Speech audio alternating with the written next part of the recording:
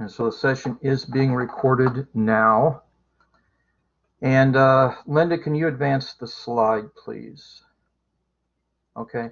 And Linda, can you, and I'm not asking you to add it there, just let's don't forget to do a poll at the end here after the Q&A.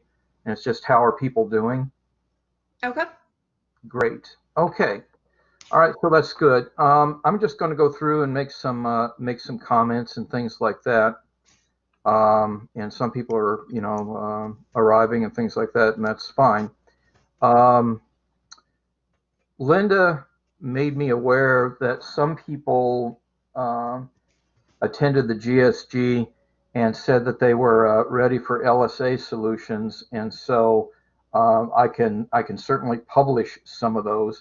Now, Linda, I think it's important that, and I'll probably just caucus with you to figure out where I need to start with that, because I know that everything before the midterm was completed, and I can probably figure that out, but I'll be checking with you. So we certainly can do that, and I hope that you'll, would look at them and learn from them. That's what they're all about, and so we certainly can do that. And so I'll start sometime after the midterm is when we started having LSA solutions that you don't already have, and then what I'm going to do is I'll go up to, and I guess it's maybe useful for us to, and Linda and I will caucus on that, but make sure that everybody knows when certain LSAs are due and things like that, because I don't want to be giving solutions to ones that we haven't covered yet. So I'm going to coordinate that with Linda. And Linda, if you wouldn't mind making a little note of that so you and I could do that coordination sometime, just so I know what to do, what I need to do. Okay? So that was dealing with that thing that came up in Linda's guided study group. And Linda, you do have an opportunity to speak later, but do you want to say anything more about that or not really? No, I think that just about covers it. Excellent. Okay. So we're going to move to the next thing. Some students have attended my office hours, and that's good. And apparently some students are attending Linda's study groups, and so that's also all good. So that, that's good. Now, some people have said, oh, well, what about the final exam study guide? Well, I'm going to say a couple of things about this. One thing is, what we're doing in the course is we're doing just enough physics so that when we hit the ultrasound part of the course, which I'm really, really, really pushing to do very soon, then you'll know what some of those words mean and things like that, and it'll go pretty quickly. Now, one thing that will happen, though, is that I'm going to ask a number of ultrasound questions on the final exam.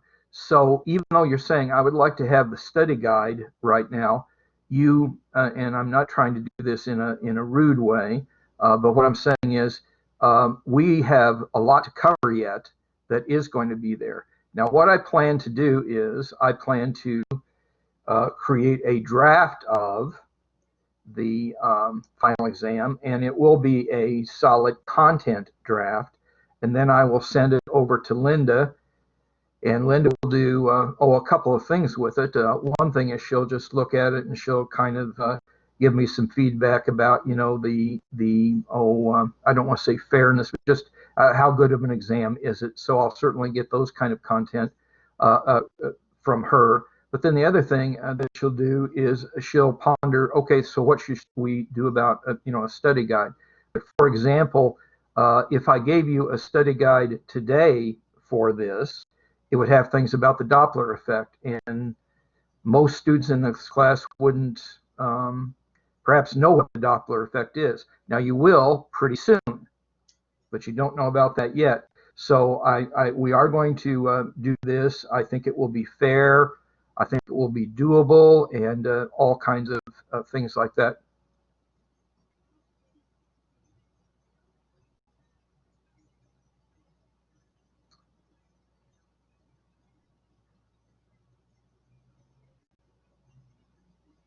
Okay, I'll repeat myself. Yes, you are getting a study guide. Linda, why don't you tell them how you think this might work? So as soon as I'm able to actually see the final exam, then I'll probably put together a list of topics similar to what I did for the midterm. And depending on how hard it is, then I'll probably even pick out a couple practice problems as well. But typically, then the problems that Professor Bradley kind of gives you in the PowerPoints are usually a good estimate of what you should be able to do. I think I just answered that. But if I didn't, then let me know. Why don't you answer it again, Linda? Sometimes it's useful to answer things multiple times. So at the very minimum, then you'll be getting a list of topics, but most likely there'll probably be some practice problems mixed in there.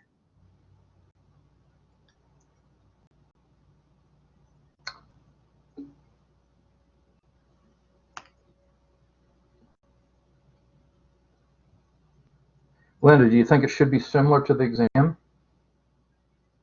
Yeah, it'll be pretty similar. Okay. Now it's time for my comments. We are going to be doing some serious discussion of ultrasound in this course. We're going to be applying the physics that we learned to ultrasound problems. And those will be quite a bit. Well, I don't know. I don't know how to say it, but those will be some serious things that will be there. So what I'm doing now is I'm pushing reasonably hard to finish the physics that we need to have. When I taught this course many years ago, what happened was I realized that they jumped to the ultrasound and nobody understood any of the physics. That's why we're doing some physics first. That will make it better for you. I will tell you what I expect will happen is that students will reach the ultrasound part and they'll say, wow, this is not so bad. And so, I'm encouraging you to hang in there and everything like that. Students who work hard in this course tend to get rewarded for working hard. Okay, and so when I say you should be, I think you're going to be all right. I think you can be. Now, if you're in a dire situation where there's all kinds of disasters happening in your personal life and stuff like that, that's a different story. And I wish you well with that. But I'm hoping that that you can persevere there. Okay, Linda, do you want to say anything else? This is your time. So just a quick comment, you guys do realize that participation is a good thing. So if we know who's writing this, that's not anything that we're going to be mad at. Like, feel free to voice what you're saying out loud.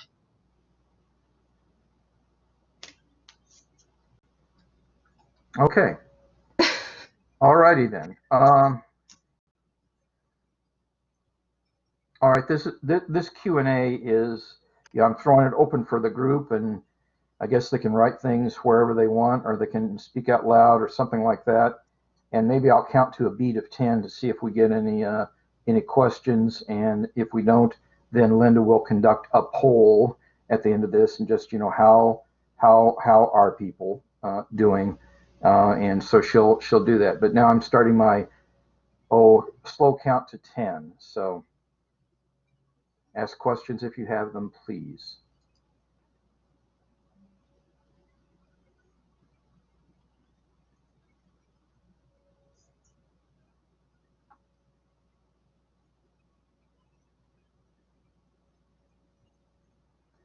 And yes, I can count faster than that, but I hit 10, so I think we're okay. Linda, would you conduct your poll, please?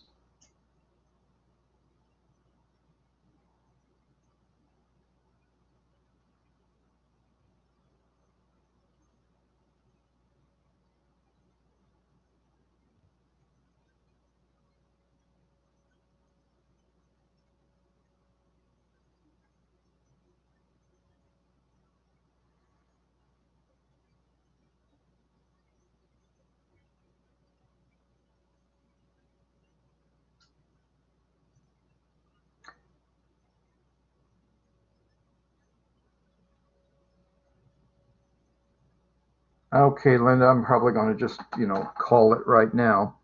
Okay, so 11 out of 14 students who responded were good, and I think it was 3, it might have been 4, but it's 3 or 4 said they were struggling. Now, I'm sorry you're struggling, but there's a great opportunity for you to get help.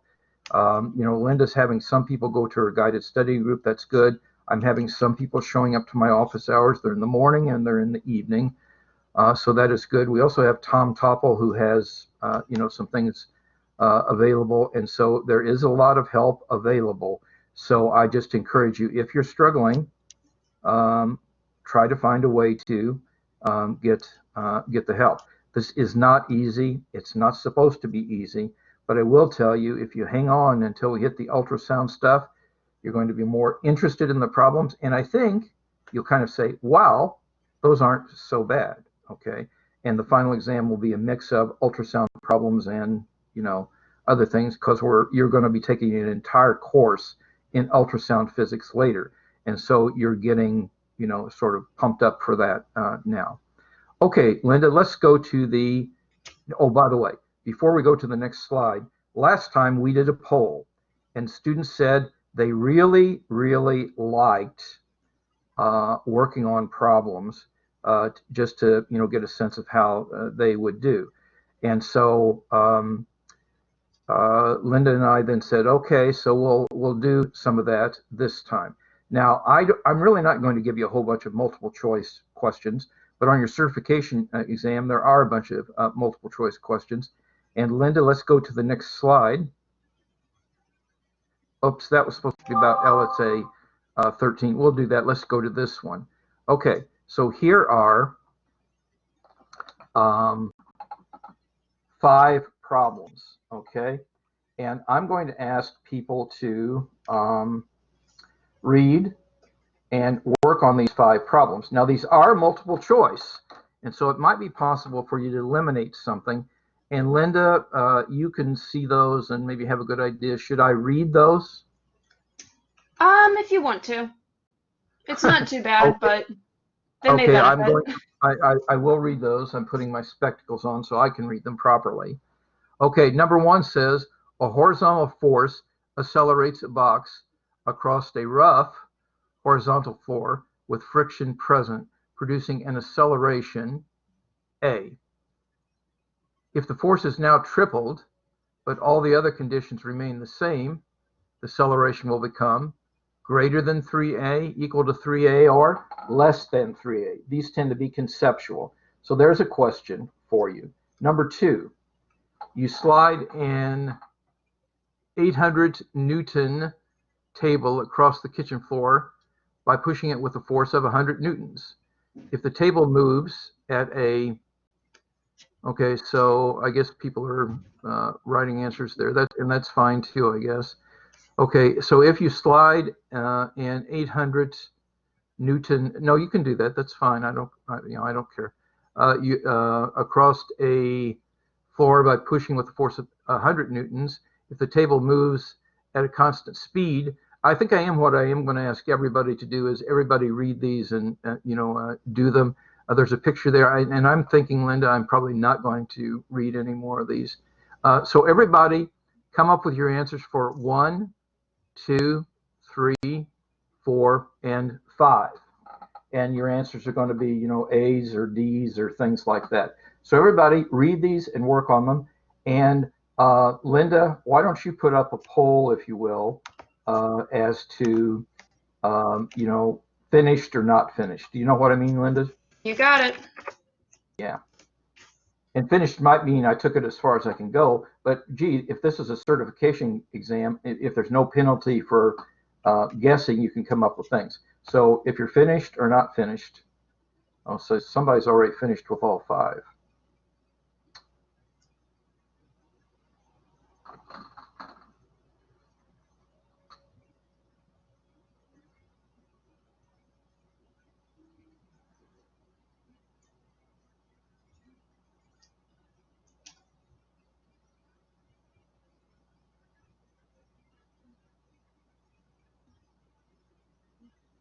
I guess you don't have to tell us if you're not finished. I mean, I appreciate that.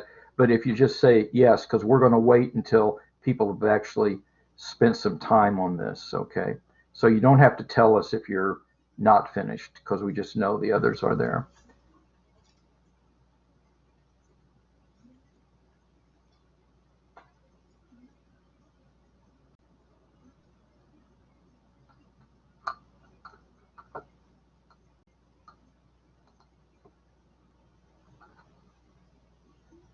And Linda, could you maybe, I don't know if you can do this, can you move that poll box away from number 5? Because it looks, and maybe I'm the only one that has that. So if they hit the X in the top right corner, then that'll minimize it, I believe. Okay. And then to reopen it, then they can hit the view poll button on the bottom. Okay, good. Okay, now, but Linda, you can see that, so you'll be monitoring this? Yep. Okay, and whenever you think we reach a threshold, we'll compare answers or something.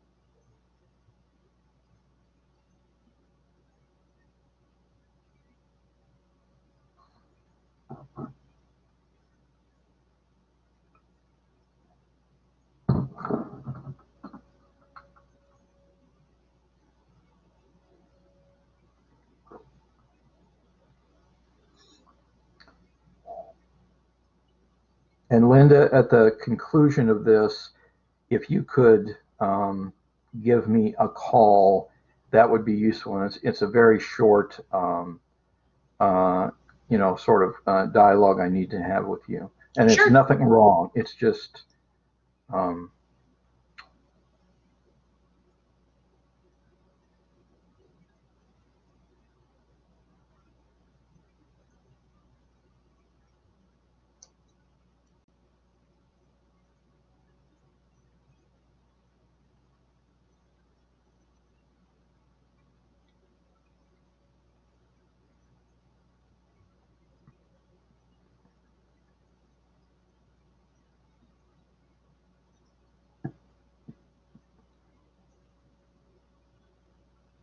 and Linda, I'm not really sure if you're in a position where you can do this, but after this, what we probably want to do is go to Blackboard and look at the PDF and that I posted there that has LSA 13 in it, and we'll just talk about that and sort of a little bit after this one. Okay?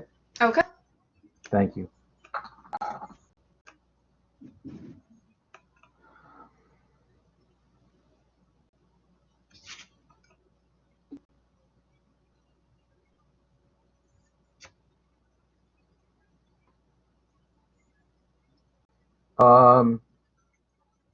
Someone asked, can we go over one of these? And we can. Now we're going to show you some answers, and we can discuss through some of this, as people want. And they said the student that asked the question is, can we go over one of these? And Linda, the way we'll probably do that is we'll show the answers, and we'll figure out what students, which one the students want to go over, and there'll be a poll from 1 to 5, and we'll just let them vote. Okay? Okay. And it looks like about half the class is done, so I think we're good. Okay, now, and there was a student just asked in the comment box that they couldn't find LSA 13. We're going to go and talk about there. Well, and some people says it's not there yet. I'm going to show you where it is. And so it really is there for all of you, but I have to show you where it is. And Linda and I are going to do that in a minute, okay? Or I don't know if it's a minute, but we'll do that shortly, okay? All right, Linda, you kind of declared time on this, didn't you? Yeah. Okay, so let's advance this slide, please. And those are your answers. And Linda, what did I have them doing? The first 5, or what was it? Yeah, 1 through 5. Okay, so those are the answers. They're A, B, D, and A. And someone asked if we could go over one of those, and certainly we can. Those are concept questions. And Linda maybe will, and Linda, when I say, a lot of times I don't say please, I always mean please. But can you throw up a poll and people can vote for which one of those they want to see? And there might be a majority on the election. So which one would you like to see of those?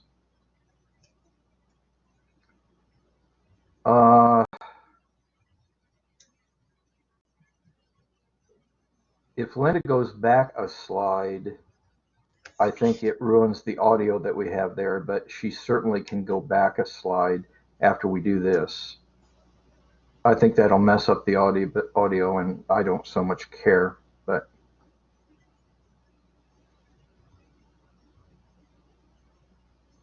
By the way, in your syllabus tab, I think Linda, maybe she didn't yet.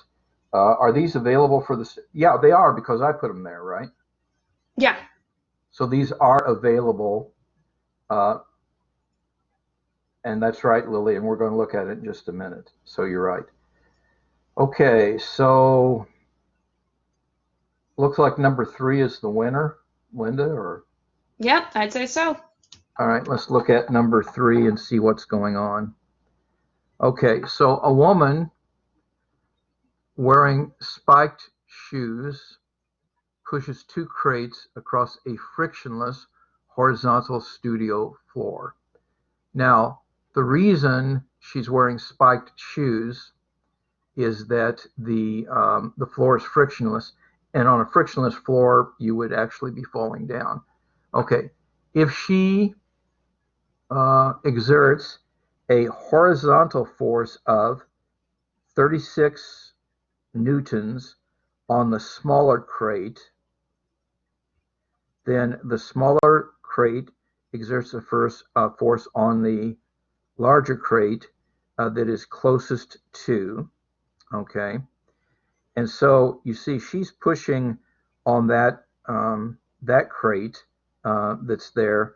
And so what you really need to do is, and you want to know the force, and the force is going to be MA. So you see she is pushing at 36 newtons on the smaller crate. But what that's going to cause is that's going to cause 24 newtons to accelerate. So she's pushing at 36, but then that's going to, when she's doing that, that means that both of those have to move at the same, yeah, Jessica? How did you get, where did the 24 come from? Well, A24 comes from, I'm not sure what I exactly, and I don't know if you can see, I think you can see, wait, maybe you can't see that, but you can see this. Hold on. Okay, there's 24 kilograms here. Okay. Oh, so the picture is part of the problem. Yeah, and by the way, maybe that clears everything up. Okay. Okay, there you go. Yes.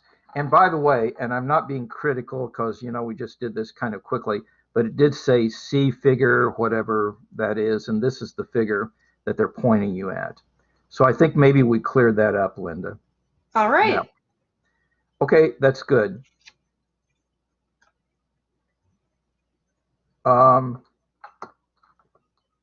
Well, we could go over all these, but it's probably, these were just conceptual questions, and so you have the answers. So what I'm going to suggest is, and we certainly can go over all of them, but what I'm going to suggest is that you think about the answers, and that this is a good thing for you to maybe check in with Linda, or check in with Tom Topol or me in my office hours, and we can talk about any and all of these. Okay, there. But give it a, give it a go as well, because again, Linda, when you took differential equations with me, and that's just an example course, actually that's unfair to ask you. Linda, I'm just going to ask you, what's the COD guidelines for time you spend outside of class preparing for class? You should spend about, I think, twice as much time outside of class as you do inside of class. Okay, so we meet for This is So a this is a 3-hour 3 class. credit hour class. You should be spending about 6 hours a week outside of this studying. Okay, so and again, that's a good thing. And we can go over these, and certainly if you come to my office hours, we can go over them. But I'm also going to tell you, I'm not asking you concept questions in general because these are multiple choice, and students say, "Hey, I'm done. I picked C for every one," or something. And so I'll ask you problems where you're to find and come up with numbers. Sydney has a question here though. So can you go over all of these? And the answer is yes. And so, but what I'm suggesting is you try them again first, thinking about the answer you came up with and the answer that we shared with you, and you can ask some more questions. But we're going to be doing some additional things tonight as well. And we did go over the one that people voted most on, and then we kind of figured out that that wasn't there. Sydney, what is your question? Okay, I think I just missed it. Can you just go over it real quick again, why it was 30? Sorry.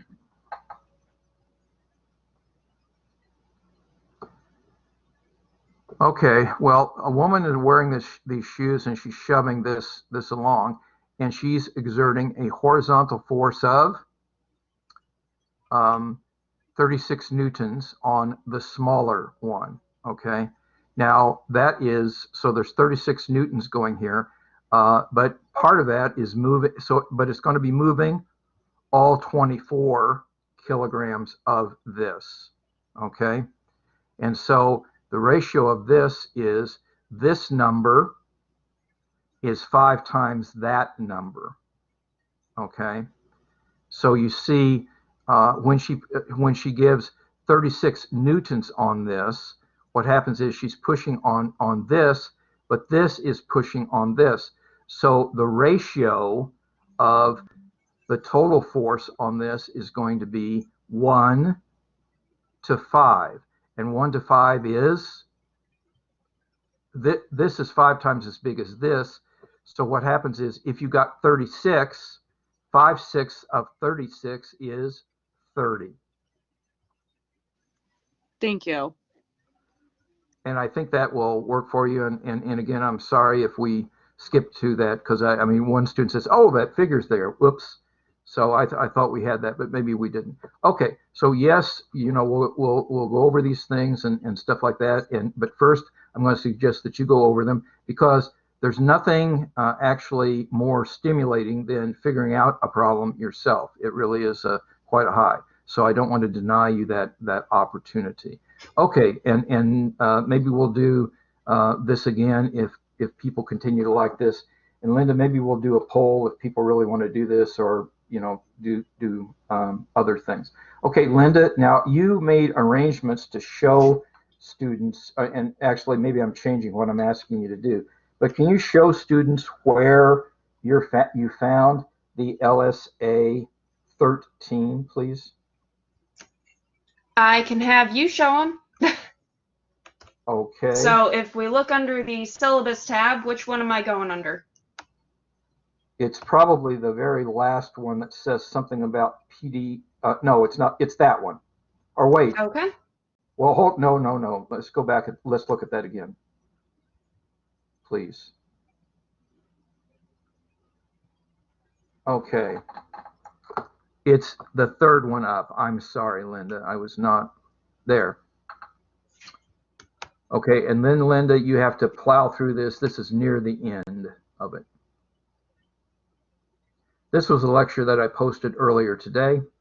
I think this is a good lecture. Yeah, that's what Linda's showing. Okay, so it's there.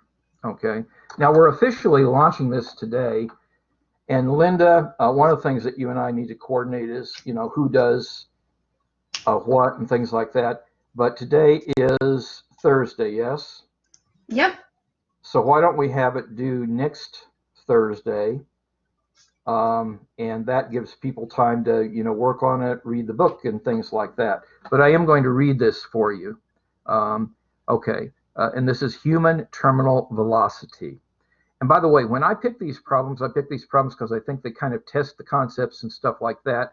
But you shouldn't say, "Whoa, I'm really confused about this problem," because I don't think many of you, if any of you, have watched this video yet. So you've got to watch the video, maybe read some of the book and things like that before you give this a go. And again, these aren't easy problems because I'm giving you a week to deal with them. And you can have help from Linda, help from Tom Topol, help from your classmates, help from me. Okay? And these are participation points which do help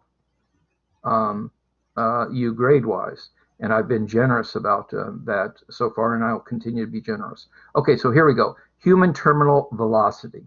By landing properly and on soft ground, and by being lucky, humans have survived falls from airplanes when, for example, the parachute failed to open with astonishing little injury. Most of the time that doesn't happen, though. Without a parachute, a typical human eventually reaches a terminal velocity of 62 meters per second. Now, what that means is you don't go any faster than 62 meters per second. And the reason you don't is if you reach that speed, the air resistance that's shoving you back is equal to the downward force that's gravity's doing. That means the accelerations are netted out. And so you don't go any faster because the acceleration from there on is 0. Okay. Now we continue reading this. Suppose the fall is from an airplane 1,000 meters high. Part A. How fast would a person be falling when he reached the ground if there was no air drag? So you're kind of saying this is a different kind of problem. We're saying, okay, we're pretending there was no air resistance. The person was doing this in a vacuum, perhaps. How fast would they be going? And it's going to be way faster than that, but you're to calculate that. Now, what this really is, this is really a problem. Part A is almost from the previous chapter, but it really does deal with an application of Newton's law to this. Okay, so that is what Part A asks, and there's a number for that. And then Part B asks, if a 70-kilogram person, and that's not a heavy person, there's roughly 2.2 pounds per kilogram, so this is somebody that maybe weighs 150, 160 pounds, reaches the ground traveling at the terminal velocity. How much mechanical energy, now this is dealing with the energy part of the lecture, was lost during the fall?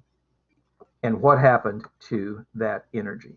Now this is from chapter 7, which is what this video that was posted is about. So you might say, boy, I don't know how to do that right now. You don't know how to do that right now because you haven't watched the video and you haven't thought about things in chapter 7. But you will, and you will be fine, and there's plenty of help available. Okay? But now the rest of this lecture is going to have to do with chapter, yeah, Linda, this is a useful chart. Well, no, we don't even have to look at any more of that. The rest of this lecture is going all the way back to chapter 5. Now, some of you might say, what about chapter 6? I'm only covering the things you guys need to know to understand the ultrasound. And I've thought about this long and hard, and I could skip chapter 6, and so I did. Okay, so Linda, we can lose this then, but everybody knows that the LSA is there, and it's going to be due a week from now, and Linda and I will coordinate and somehow, we'll post that outside of there, except everybody should be looking at those, that video anyway. Okay, so Linda, let's go back to the slideshow then. And here is a problem, okay? Now,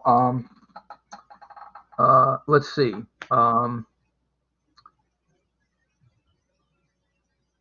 And this is a biology problem, so I thought people might be interested in this. But you see that there's a lot of physics in biology or in health science, really, because, okay, so this is about muscles and tendons. And I think I still have my little pointer. No, I don't, maybe. Yeah, there I am. Okay, so this is a picture, and this is a picture you should look at, but the angle between those two is 45 degrees.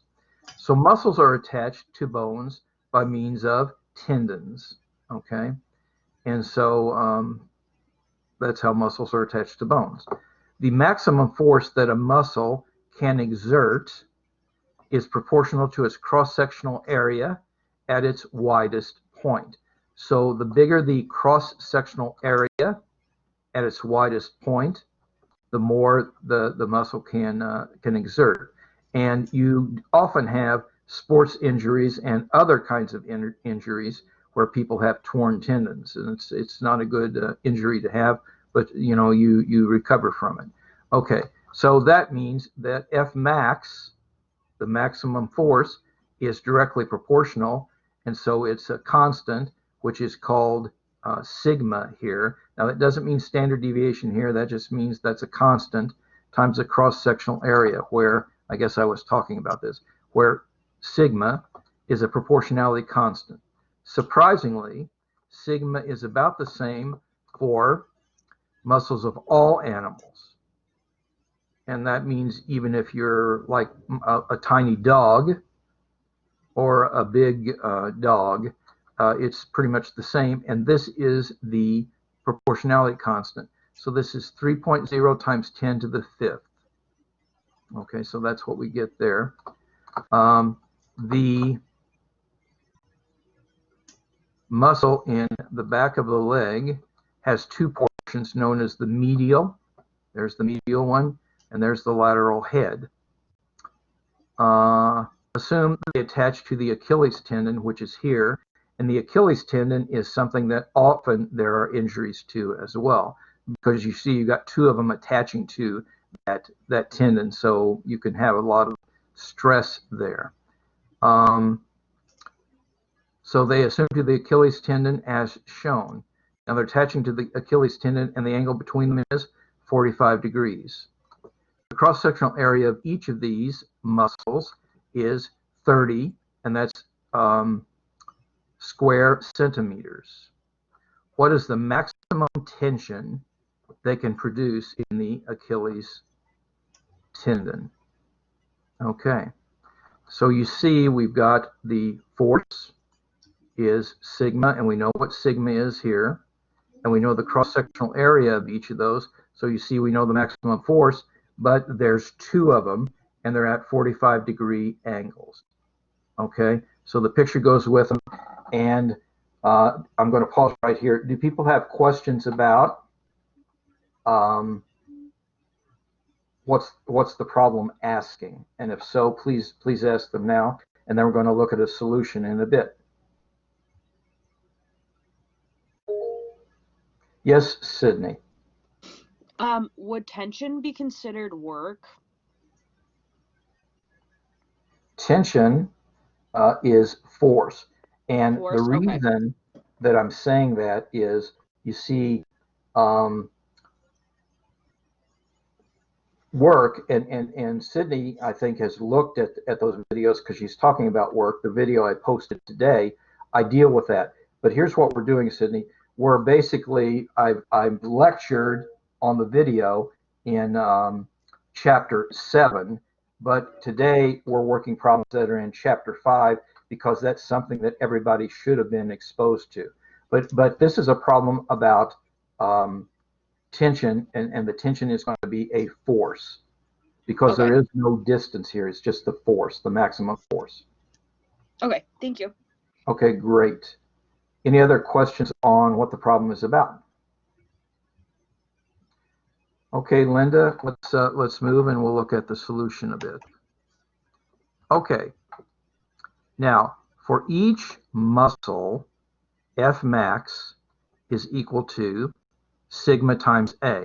Now, sigma is 3 times 10 to the fifth, and the units here are newtons per square meter, because you see this force has to be in newtons, and so we're going to have newtons times area, but area comes in square meters. So you see that's here.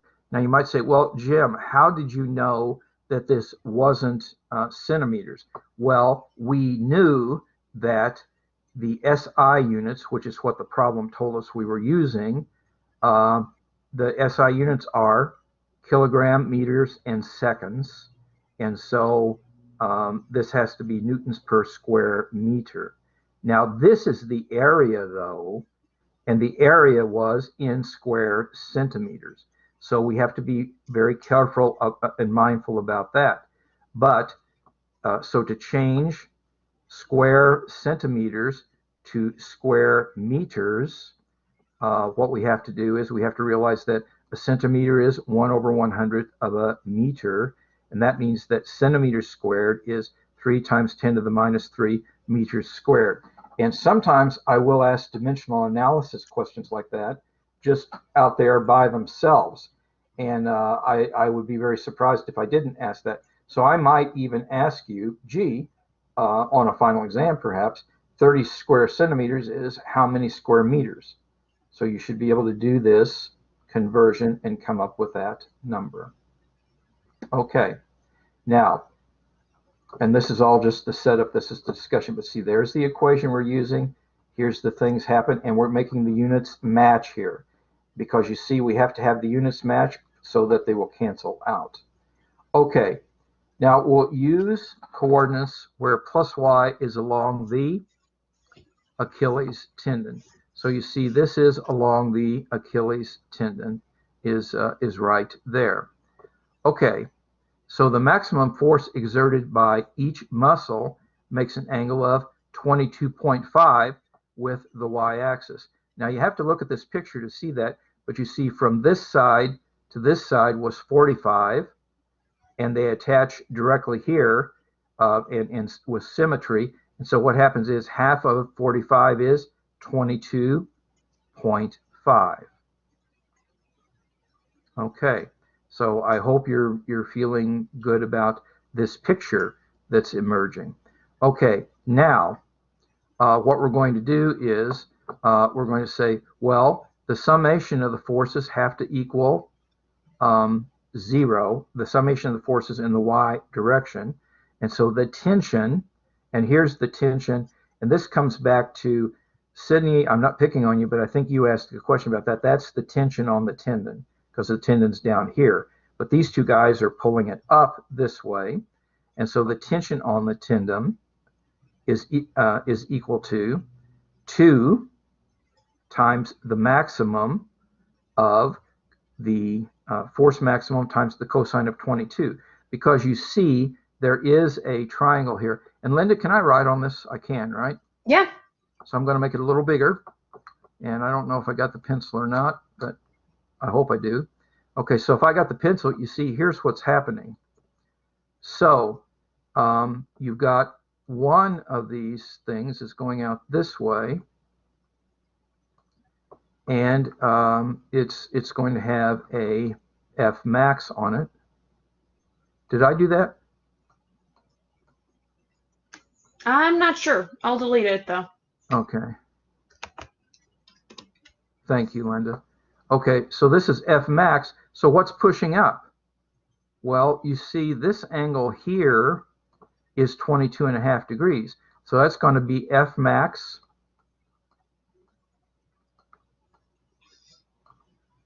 cosine theta. And theta is 22.5 degrees. But then what's happening is on the other side, the other one is over here, and it's really doing the same thing. It's got the same F max, the same angle, so it's also contributing here. So you see the tension, in order for this thing to balance, is going to be 2, and actually this should be a minus sign, folks. That's like a typo here. And I guess maybe I can make it into a minus sign, can't I? You see, the reason that's a minus sign is because this one's pulling down and that one's pulling up. Okay, so that's a minus sign. So this is the force up, that's the force down, and we'll set it equal to 0. But now we can figure out what that is, though, because F max is this number times that number. And everybody, look, the units work out, don't it? Because we have this cancels with that. And so we have 9 let's see, that is 3 times 3, and that's times 10 squared. That's 900 newtons, okay? So that's what we get. And then we can find out what the cosine of 22.5 is. And Linda, you might have a calculator there or something. Yep, give me 1 second. And I'm just going to write whatever Linda tells us here.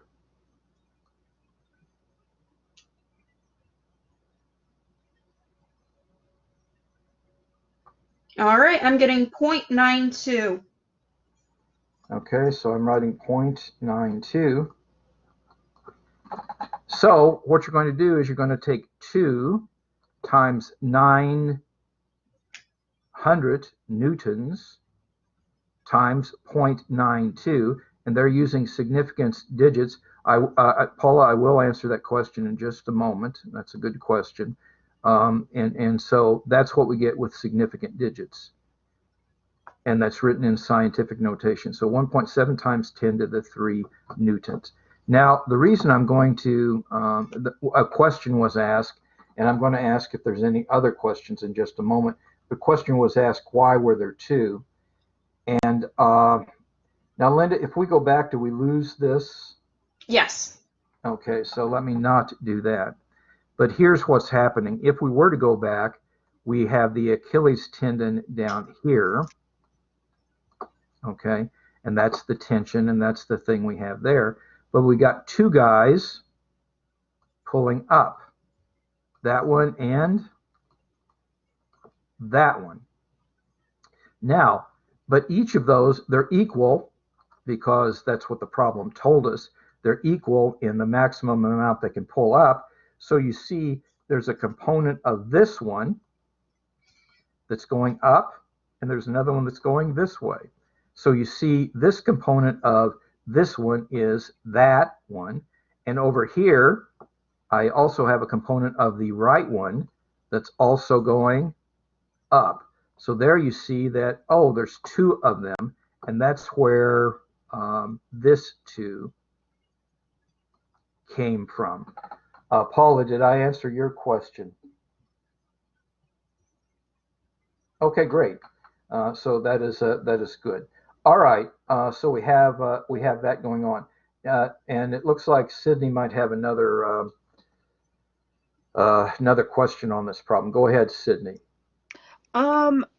Okay, I'm looking at the 30 centimeters squared equals 3.0 times 10 to the negative 3. Wouldn't that be times 3.0 times 10 to the negative 2? We'll do that. Okay. Now, let's see. And Linda, I have to ask you, what should we do? Can we just erase this slide and I'll write on this slide to answer her question, or should we do a whiteboard, Linda? Yeah, I can just erase this. Okay, go ahead and erase this then. Okay, so I'm going to answer that. Okay, now this is a square meter. Yes? Okay, so we're going to say how many square meters are there in a square centimeter? Okay, or how many square centimeters are there in a square meter? So let's start with a square meter. Now my drawing is, kind of lame, but this is a meter on each side. Now a meter is 100 centimeters. And you guys definitely have to be able to work with the units. So, I mean, this is good practice. And up here, it is also 100 centimeters. See, this is a square meter, meaning it's a meter on each side. So it's 100 centimeters times 100 centimeters. So this is 1 square meter. Okay, but how many square centimeters is it? Well, up here is 100, and 100 is 10 squared centimeters. And this is also 10 squared centimeters.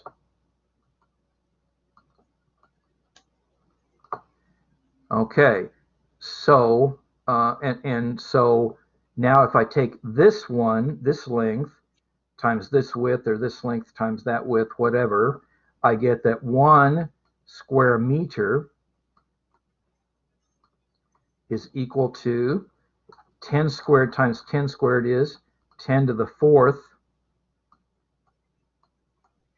square centimeters. Okay, so now I'm going to do one more step, and I'm going to do it over here.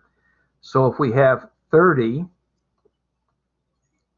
square centimeters, I have to figure out how many square meters is that. So and this is 30 centimeters over 1 times, now I want meters in my final answer, square meters, so I'm putting meters squared on the top. And by the way, this is fundamental, so you know, make sure that you can do this, because I'm going to almost guarantee you I'm going to ask you you know, problems where you're changing these things into there, and those will be whole problems on the final. Okay, because you know, you're not going to have a week and all the help to do the final, so the problems will be easier. And I screwed that up, and I can't. Linda, can you erase just that part? Yes, I can. Okay. Okay.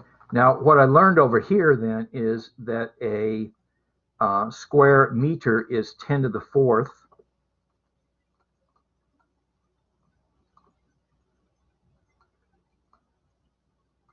And I'm actually glad this question was asked, because I want to make sure everybody can do this, because this definitely is a kind of question that I might ask. 10 to the 4th square centimeters. Now, what happens when you multiply these things together?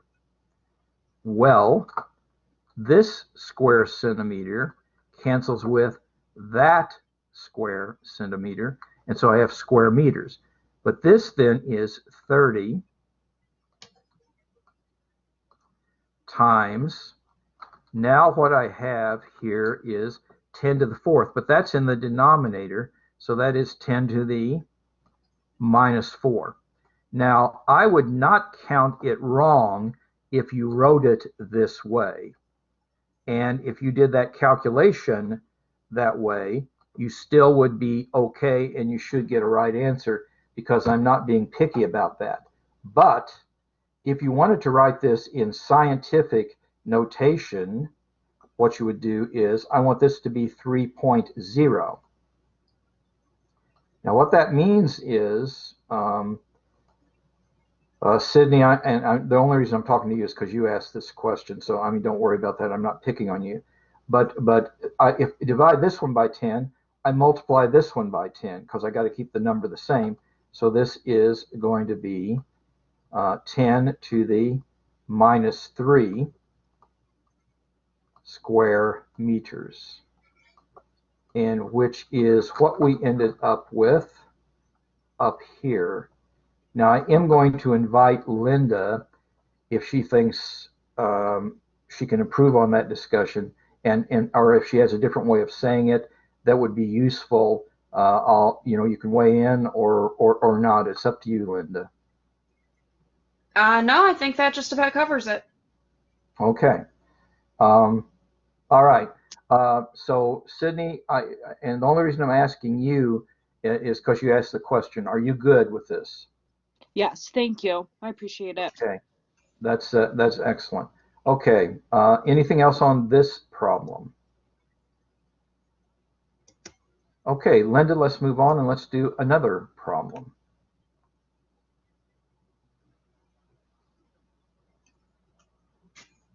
This is okay. This is called a broken femur bone. And a femur is a bone in your leg, okay? So when the femur is fractured, the patient's leg must be kept under traction. And see, what they're trying to do is pull this out at this direction. Okay. One method of doing so is a variation on the Russell traction apparatus. Now, this is a Russell traction apparatus. And so what this has is, you've got a pulley here, and that's stuck on the ceiling. And then you bring it down here, you got another pulley that the foot is attached to. and then you got a big old weight down here that's going this direction, okay? So you got a big old weight that's pulling on this, which causes pulling on this and that. But the thing they're trying to do is they want to have a certain, in fact, it says it up here. So the physical therapist says, hey, for this person, for their femur and their injury, the traction force directed along the leg must be 25 newtons. Okay, so that's the traction force. And again, going back to what we're saying, that's a force, and we're very soon going to be talking about energy. And so I really encourage you guys to watch that video. I actually spent a long time putting that video together, and I think it's decent. I think it's really quite good. Okay, now it doesn't mean it's oh, you watch it like you would watch a cat video or something like that. You have to have pencil and paper in hand. But that's what's happening here. So that is 25 newtons. So what does W have to be? Now, Linda, I'm going to just I'm going to ask you, do you think this problem is different enough from the one we did that we should go over it? And I'm happy to do it. And it's your call. We'll just go to it. I think you can see, though, that there's similarities, right? Yeah, it is pretty similar. It may be good just for some reinforcement, though. All right, let's do reinforcement. So everybody is caught. Well, wait, before we go there, does everybody sort of understand the picture, or do we have questions about the picture?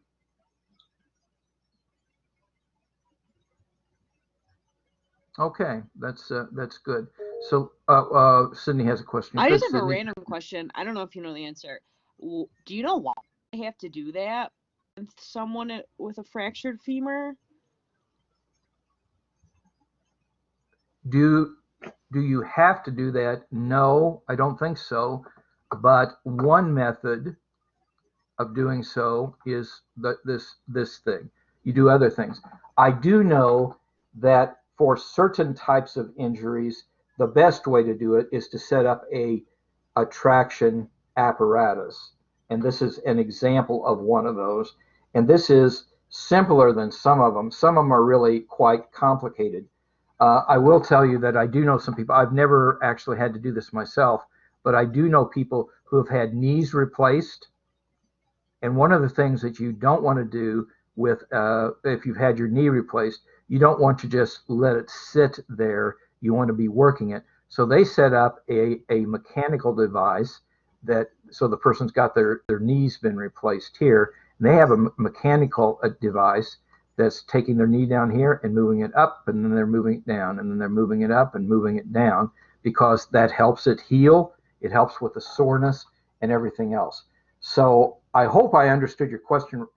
I thought I understood your question to be, do you have to do this?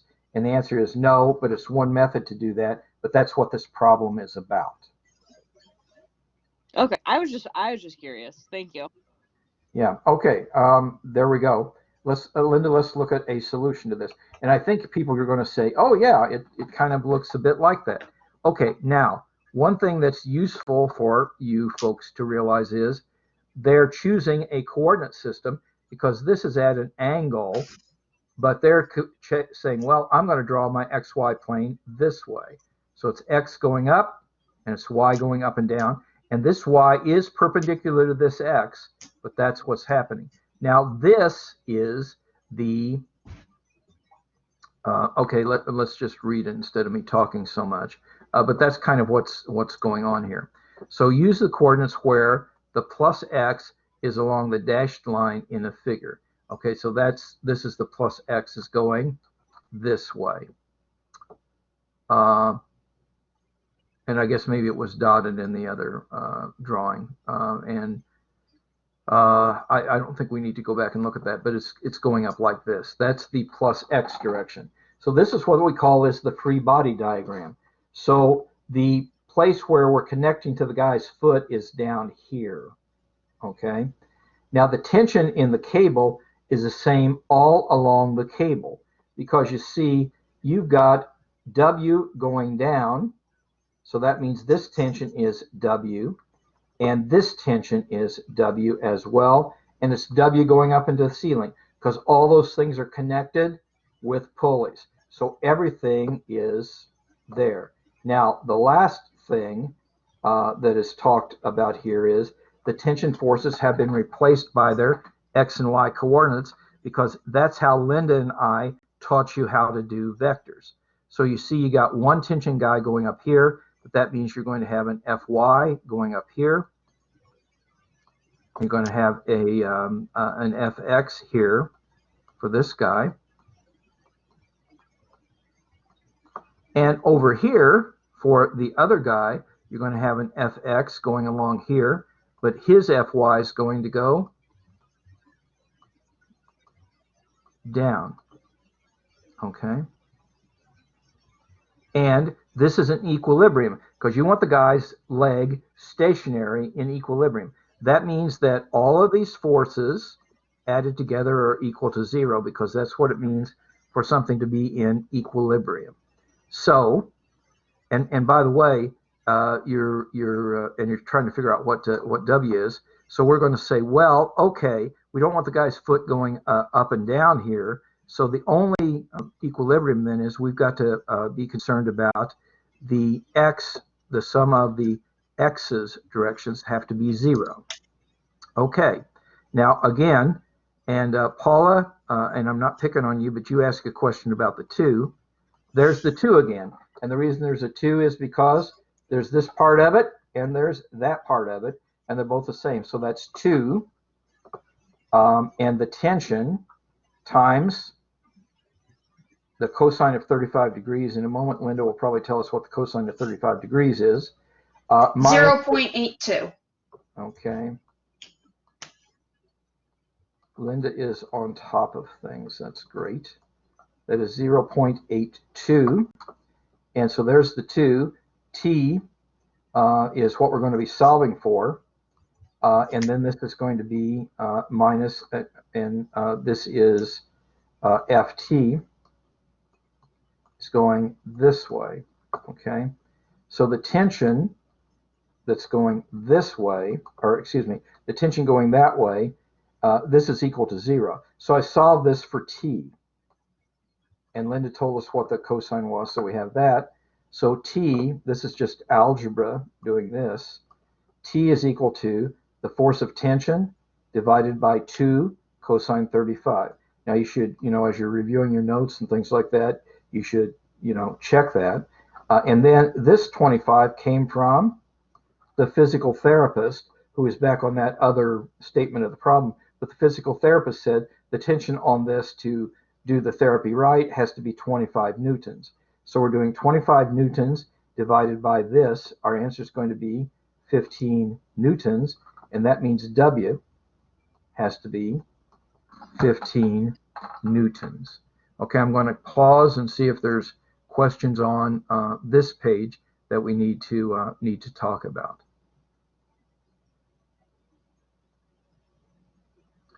And Linda, I'm not going to say this every time, but if you ever want to jump in, you're more than welcome to jump in. So Okay.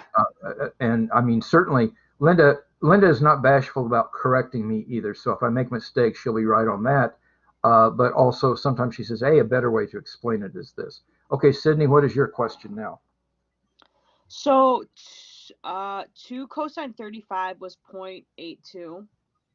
So the cosine of 35 degrees is 0.82. So when you're solving that, can you put in your calculator like the way you 35 cosine 2 to get to the number that would be that number? Linda, So I don't if you're know. typing it into your computer calculator, then you would have to do 35, hit cosine, and then multiply that by 2. And that would be your denominator. Yeah. Okay. Okay, thank you. Sydney, thank you for asking the questions. And thank everybody for asking the questions. Paul has asked questions, other people have asked questions tonight. It is good. And the people who wrote on the slide, that was good too. Any other questions on this, or we'll move on? Okay, I watch the time for you, and we're still good. So let's go to the next problem in the sequence, Linda, and see what we have. Now, this is not about bones, but it's kind of an interesting problem, I think. So in a rescue,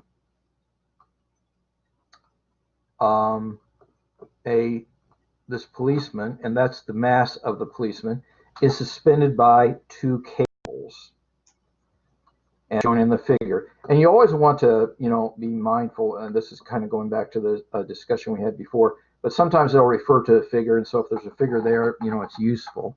And so we have this, and what we want to do is we want to find the tension in each cable. So you got this guy that's hanging here, and you see this is a force problem, so that's going to be his mass times the acceleration due to gravity, though. And you got a tension, and I don't know, I guess I'm going to call this tension on the right piece, and I'm pretty sure they're not going to label it this way, but you also got a tension on the left piece. Now, in every problem that we've done so far, I think those two have been equal, but they're sure not equal here. And in fact, if I were asking a concept question, I might ask you which one's going to have the more tension, but we'll figure that out as we go. So we want to find the tension in each cable. So we want to find what this tension is and what that tension is, and it has to balance this guy. And you see, this guy is not going back and forth, so what happens is when we resolve these, well, in fact, Linda, let's go look at the thing. All right, so here is the picture. Okay, so you got to this guy here. Okay, and the free body diagram for the officer is given in the figure. So the officer is there. Okay, and the reason that this is 35 is because I think this one was 35, and the reason this is 48 is that, and that's like a geometry thing. And in fact, the theorem here is if 2 parallel lines, you see this is the x, but that's parallel to x.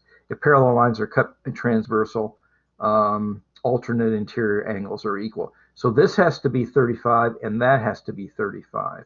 And they called this one going out this way, that's T1. So you see this is going to be, oh, Linda, they're using cosine 35, so we know that's 0.82. We don't have to do that again, do we? That one.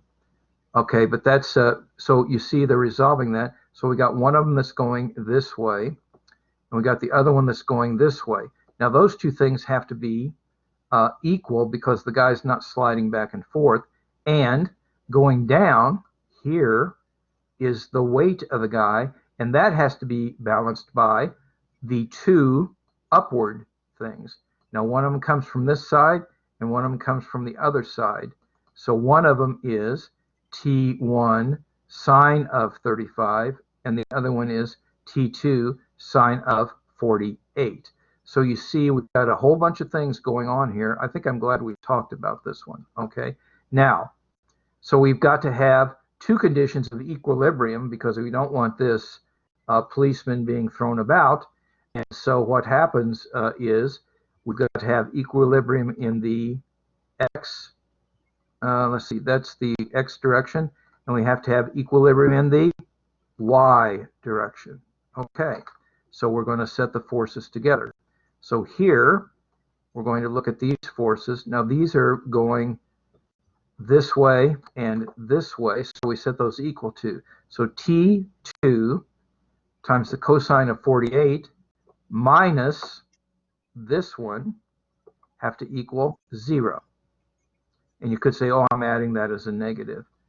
That means we can solve that for T2. And so T2 is equal to this quotient.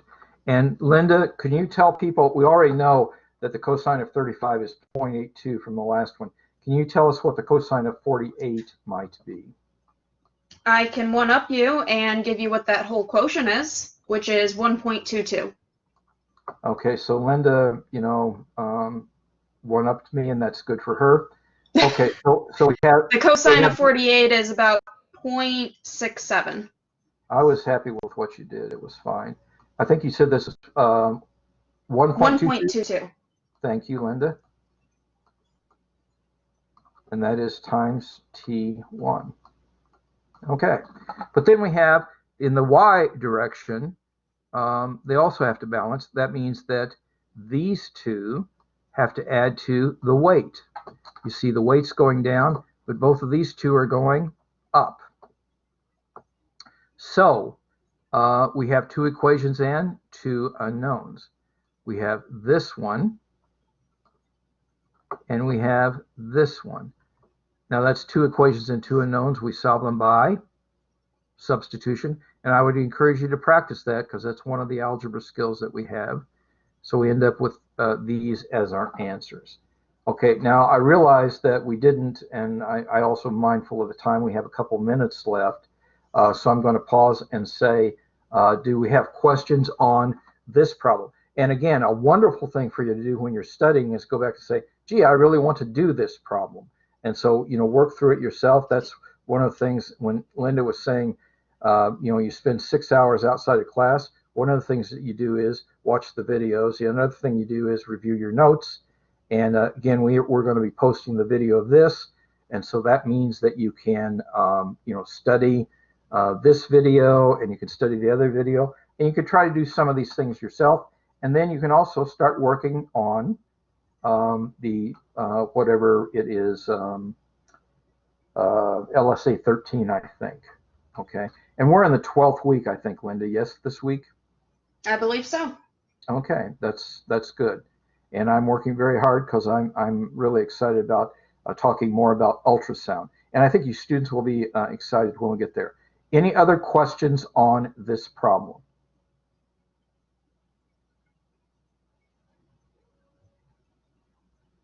Linda, let's just look at the next problem. We don't have time to solve it, but let's look at it just for a moment and see.